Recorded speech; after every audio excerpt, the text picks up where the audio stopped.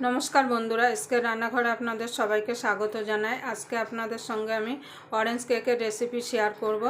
तार जोन्नो आपनारा प्रथम थेके शेष पर्यन्त भिडियोटा देखबेन।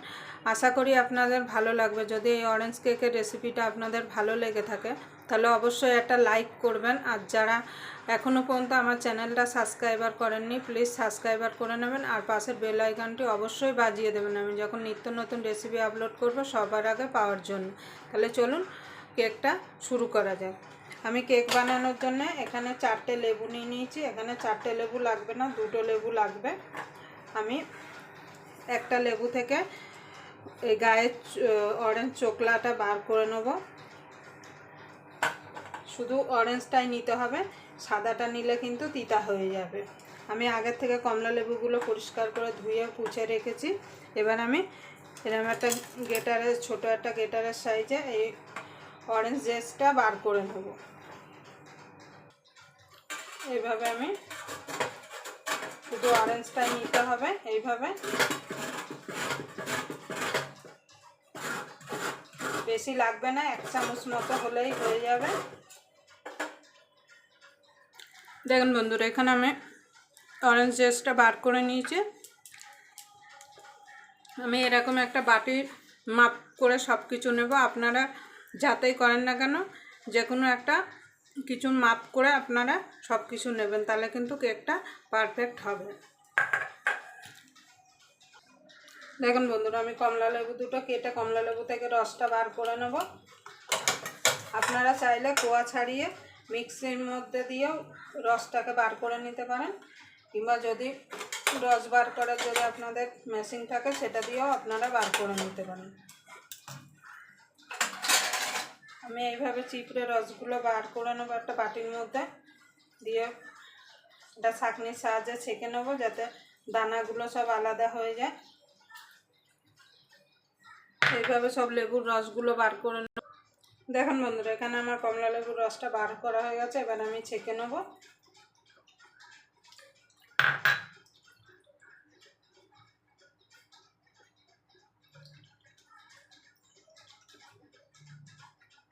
দেখুন ছেঁকা হয়ে গেছে।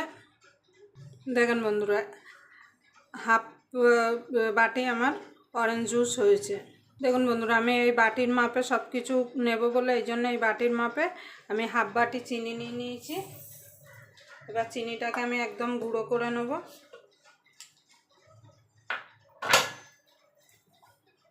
দেখুন বন্ধুরা, এখানে চিনিটা আমার একদম মিহি গুঁড়ো হয়ে গেছে। এবার এর মধ্যে আমি একটা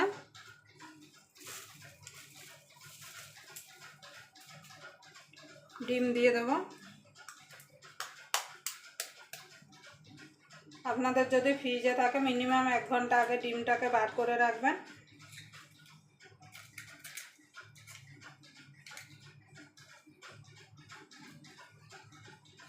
এটা আপনারা হাতেও করতে পারেন, কিন্তু হাতে একটু সময় লাগবে।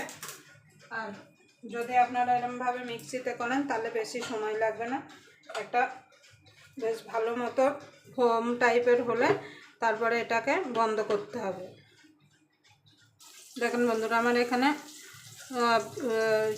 মিক্সি করা হয়ে গেছে।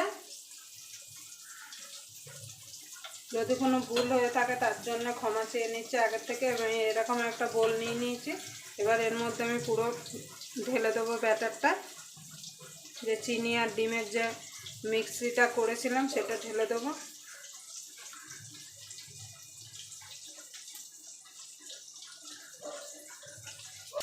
দেখুন বন্ধুরা, এরকম আমি একটা ছাঁকনি নিয়েছি আর ওই বাটিরই আমি 1 বাটি ময়দা দিয়ে দেবো।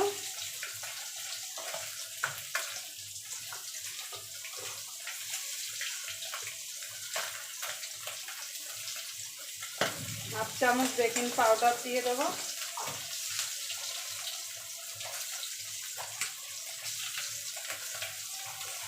তার হাফ দিয়ে দেবো বেকিং সোডা। যতটা বেকিং পাউডার দেবেন তার হাফ বেকিং সোডা দিতে হবে। এবার 2 চামচ মতো এর মধ্যে গুঁড়ো দুধ দিয়ে দেবো। গুঁড়ো দুধটা দিলে খেতে ভালো লাগবে। আর যে ডিমের যে আস্তে গন্ধটা অনেকে সহ্য করতে পারে না, সেটা গন্ধটা হবে না। এবার আমি এভাবে ছেঁকে পুরো ব্যাটারটা দিয়ে দেবো, ময়দার ব্যাটারটা।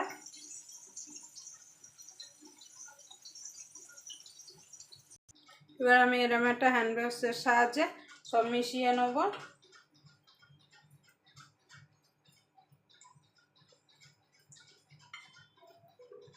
মেশানো হয়ে গেছে। এবার আমি অল্প অল্প করে কমলা লেবুর রসটা দেবো আর একটা ব্যাটার তৈরি করে নেব। খুব পাতলাও না আবার খুব গাঢ়ও না।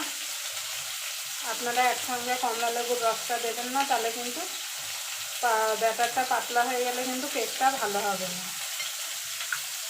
এবার আমি বাকি যে কমলা লেবুর রসটা ছিল সেটাও দিয়ে দেবো, দিয়ে ভালো করে ফেটিয়ে নেব। যত ব্যাটারটা ফেটাবেন তত কিন্তু কেকটা স্পঞ্জি আর নরম তুলতুলে হবে। ব্যাটারটা যত ভালো হবে তত কিন্তু কেকটাও খুব ভালো হবে। দেখুন বন্ধুরা, এখানে আমি তেলটা দিতে ভুলে গেছিলাম। এখানে আমি 4 চামচ মতো সাদা তেল দিয়ে দেবো। আপনারা চাইলে এখানে মেল্টার বাটারও দিতে পারেন, বাটারটাকে গলিয়ে নিয়ে। আর এখানে যে অরেঞ্জ জেসটা যেটা রেখেছিলাম ছুলে সেটা দিয়ে দেবো, দিয়ে ভালো করে মিশিয়ে নেব। তেলটা মিশতে হয়তো একটু সময় লাগবে, কিন্তু তেলটা মিশে যাবে। আপনারা আগেই কিন্তু দিয়ে দেবেন তেলটা, আমি একদম ভুলে গেছিলাম তেলটা দিতে। দেখুন বন্ধুরা, আমার তেলটা মিশে গেছে। দেখুন কালারটাও কত সুন্দর হয়েছে। দেখুন, আর ব্যাটারটা পুরো এইরকম স্মুথভাবে পড়বে, তাহলে ব্যাটারটা একদম ঠিকঠাক হবে। আর আমি 5 মিনিট আগে কড়াইটা বসিয়ে দিয়েছি। কড়াইটাকে গরম করে এই কড়াইটাই আমি বেক করব। আমি এরকম একটা কেক টিন নিয়েছি। আপনাদের কাছে যেমন কেক টিন আছে সেই রকম কেক টিনেই আপনারা কেকটা বেক করবেন। আর এখানে আমি একটা আগে তেল মাখিয়ে তারপর বাটার পেপার বসিয়ে নিয়েছি। এর মধ্যে আমি এবার ঢেলে দেবো ব্যাটারটা কেক টিনের মধ্যে।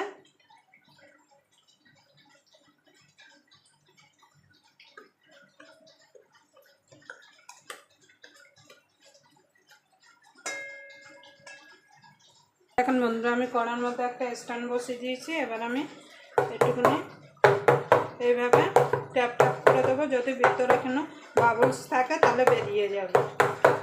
এবার এটাকে আমি বসিয়ে দেবো।